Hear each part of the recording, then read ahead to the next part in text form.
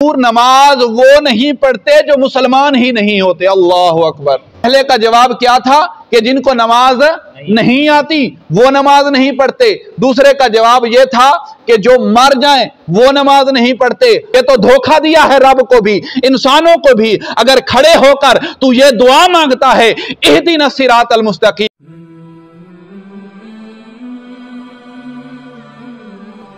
बुजुर्ग फरमाते हैं, एक उस्ताद था, वो अपने क्लास के अंदर जो है बच्चों से सवाल कर रहा था कि उसने ये सवाल किया कि बच्चों ये बताओ कि रब ताला की नमाज कौन नहीं पढ़ता हैं जी। क्योंकि अल्लाह ताला के पाक नबी की हदीस मुबारक है ना, अल्लाह के नबी अलैहिस्सलाम ने फरमाया मोमिन और काफिर के दरमियान एक नमाज ही है जो फ़र्क करने वाली है। कि मोमिन नमाज पढ़ता है, उसको नमाज के अंदर सुकून मुयस्सर होता है, उसको नमाज के अंदर लज्जत आती है, और काफिर इससे दूर भागता है। तो इसी के ज़िमन के अंदर उस्ताद ने अपने शागिर्दों से सवाल किया कि बेटा ये बताओ कि नमाज कौन लोग नहीं पढ़ते, वो कौन होते हैं जो नमाज नहीं पढ़ते। पहला शागिर्द खड़ा हुआ, उसने कहा कि किबला वो जिनको नमाज नहीं आती वो ही अल्लाह ताला के आगे हाजिर होने से हिचकिचाहट महसूस करते हैं, वो ही नमाज पढ़ने से दूर भागते हैं। दूसरा खड़ा हुआ, कहा कि नहीं जी इसका सवाल गलत है, बिल्कुल ही गलत है। नमाज वो नहीं पढ़ते जो जिंदा नहीं होते, वगरना मुसलमान तो वो है, मुसलमान अगर है तो वो जिंदा है, तो उस पर नमाज फर्ज की गई है, उसको नमाज पढ़ना जरूरी है। अगर जिंदा है तो वो नमाज पढ़ता है, जब मर गया तो नमाज खत्म हो गई। तो ये जवाब मेरा यही है कि जिंदा तो नमाज पढ़ते हैं लेकिन मुर्दा नमाज नहीं पढ़ते। लेकिन उसके साथ ही तीसरा खड़ा हुआ, कहा कि हुजूर मामला ये नहीं है, मामला ये नहीं, इनकी जवाब भी दुरुस्त हैं कि जो पहले का जवाब क्या था कि जिनको नमाज नहीं आती वो नमाज नहीं पढ़ते। दूसरे का जवाब ये था कि जो मर जाएं वो नमाज नहीं पढ़ते। अब तीसरा खड़ा हुआ, कहा कि हुजूर जो दोनों सवालों के जवाब ये देने वाले हैं, दो जवाब दोनों के अपनी जगह दुरुस्त हैं, लेकिन जो मेरा जवाब है वो कुरान और सुन्नत के मुताबिक है। अर्ज की कि हुजूर नमाज वो नहीं पढ़ते जो मुसलमान ही नहीं होते। अल्लाह अकबर। हैं जी, नमाज वो नहीं पढ़ते जो मुसलमान ही नहीं होते। तो इस बात से साबित यह हुआ कि नमाज वही नहीं पढ़ते जो मुसलमान नहीं है। हजूर सरवर कायनात सरकार दो आलम सल्लल्लाहु अलैहि वसल्लम की हदीस मुबारक है, और इसको बयान करने वाले गालिबन इमाम शाफी रहमतुल्लाह अलैह इमाम मालिक हैं।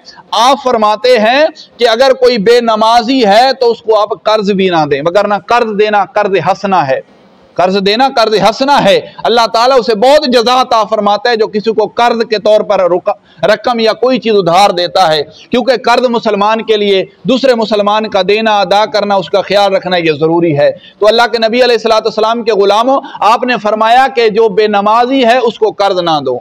वजह पूछी गई कि वजह क्या है, बेनमाजी को कर्ज ना दो, क्या वो मुसलमान नहीं है, वजह क्या है? तो आप फरमाते हैं जो अल्लाह तबारक व तआला का कर्ज नहीं देता वो तेरा अदा कैसे करेगा, वो तुझे कैसे लुटाएगा जब वो अल्लाह का कर्ज नहीं देता। यही तो अल्लाह का कर्ज है कि दुनिया के अंदर तुम मेरी नमाज पढ़ो, इसके बदले मैं तुम्हें आखिरत में इनामात अता फरमाऊंगा।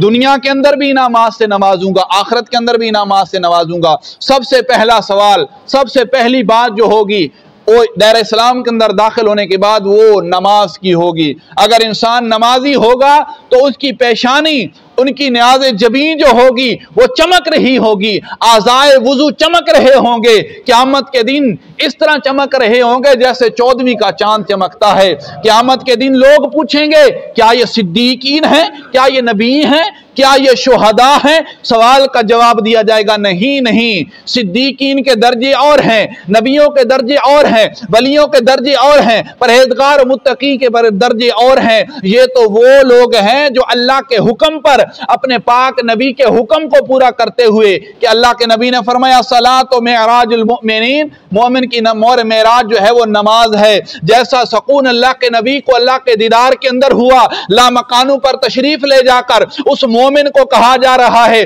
तुम उस मेराज का मजा लूटना चाहते हो, अगर उस मेराज की लज्जत चाहते हो तो मेरे आगे खड़े होकर तुम नमाज पढ़ना शुरू कर दो।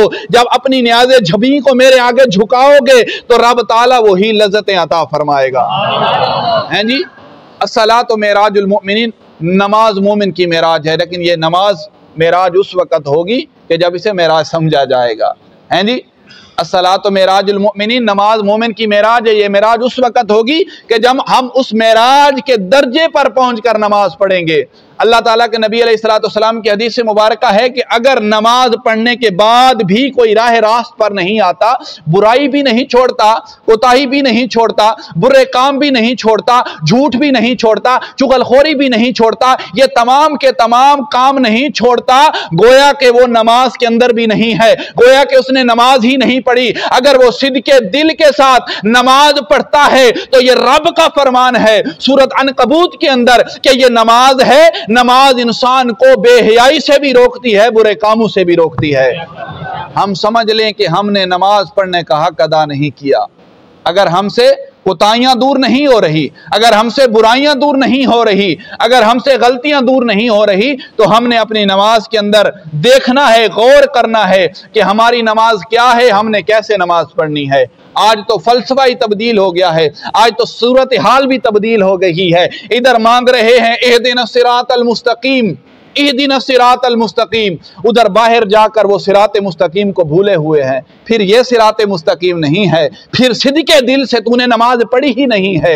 ये तो धोखा दिया है रब को भी, इंसानों को भी। अगर खड़े होकर तू ये दुआ मांगता है इहदिना सिरातल मुस्तकीम, तो इहदिना सिरातल मुस्तकीम वालों का तरीका ये था, चाहे वो मस्जिद के अंदर थे, चाहे वो नमाज से बाहर थे, चाहे वो अपनी सफों के अंदर बैठे थे, चाहे वो गली बाजारों महल्लों के अंदर थे, फिर उनका तरीका वही था कि जिनका अनअमता अलैहिम, जिन पर रब ताला ने इनाम फरमाया है, वो इनाम याफ्ता कौन है कि उनकी जबान पर दूसरे मुसलमान की तारीफ के अलावा और कुछ भी नहीं होगा।